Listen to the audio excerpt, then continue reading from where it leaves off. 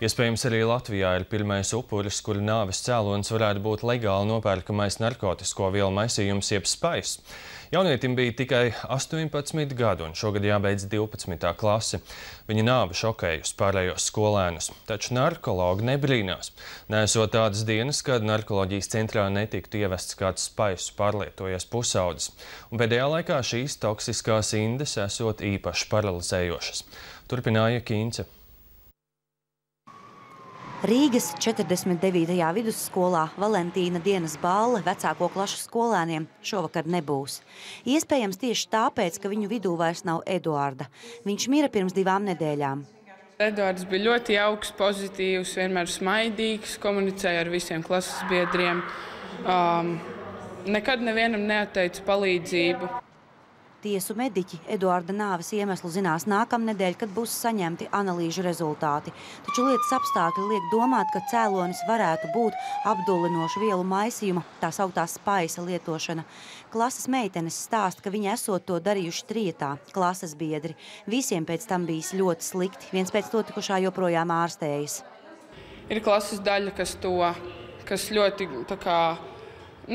noliedz to, ka to noteikti nevajag darīt, ka tas ir kaitīgi, ka to nevar un tā, bet otra klases daļa tā nedomā.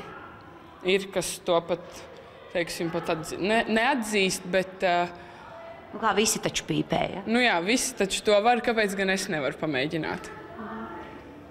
Tagad būs tāda mācība? Protams, visiem tā ir mācība. Es domāju, ka arī visiem Latvijas bērniem vajadzētu ieklausīties. Un par to jau runā no pamatskolas.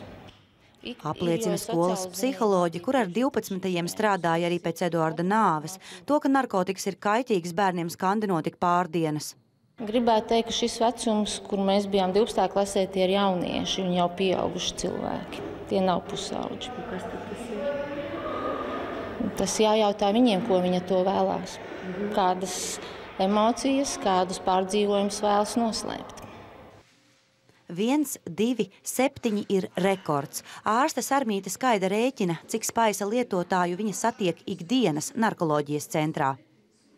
Daždienas atpakaļ tēvs atveda pusaudzi saslēgt roku dzelžos, pieprasīja steidzamu izolēt viņu, tāpēc, kad ja bērns ir mājās, tad tūlīt iet un pīpē. Viņš ir pa Rīgu skraidījis vairāku dienu garumā, kamēr beidzot noķērs un ved šurp. Un tā praktiski notiek katru dienu. Tie nav tikai pusauģi, tie ir jau 18 un pār 18 gadīgi. Grams. Cik vairāk? Vairāk, 2 grami. Kaut kur tā, un tad mēs samatamies, nopērkam un pīpējam. Kāpēc esi slimnīcā? Tāpēc, ka pīpēja to spaisu. Pat traku pārpīpēja. Tie ir no labām ģimenēm.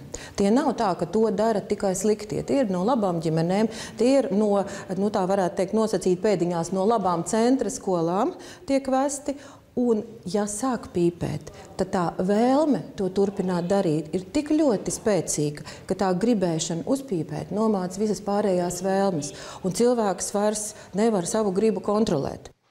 Kopš ministru kabineta noteikumi regulē, kādas vielas drīkst, bet kādas nedrīkst tirgot kā kaktusu mēslojumu vai pīpju tīrāmo līdzekli, ārsti sastopas ar aizvien jaunām toksiskām vielām. Un pēdējā laikā nāk kāda viela jauna, kas dod tādu klīniku, ka ir... vairāku minūšu garumā cilvēks nav spējīgs pakustēties. Viņš līdz ar to var nokrist, viņš var arī nosalt, un tikko bija pietiekoši augsts laiks. Un kas tad ir iekšā? Kas tas toksiskums milzīgais ir? Ja? Daktare Skaida pieļauj, ka Latvijā ir bijuši jau vairāki nāves gadījumi, ko izraisījis tieši spaisa smēķēšana, jo kāds esot pīpētāja arguments. Tas taču ir legāli nopērkams. Bez problēmām. To nofilmējam 5 minūšu laikā Lāčplēša ielā 80 Rīgā. Kārtējais jaunietis saņem mazu paciņu pa logu, kas visu laiku stāv aizvērts. Pie šīs točkas mēs veicām savus reidus, savas akcijas, bet viņi negrib to saprast. Viņi nekaunīgi turpina savu darbību un es nezinu, kam vēl ir jānotiek, cik bērniem ir jānomirst, lai mūsu valdība, mūsu likumdevēji saprastu to, ka beidzot ir jāpieņem likums, kas ļautu policijai, kas policijas vienībām atraisītu rokas un viņi varētu ķerties klāt un nolīdzinātu šīs vietas līdz ar zemē. Arī sabiedriskā kustība Stop Drugs apjomīgus reidus sola rīkot visu nākamo nedēļu. Aija Kīns, Ivans Milovs, Latvijas televīzija.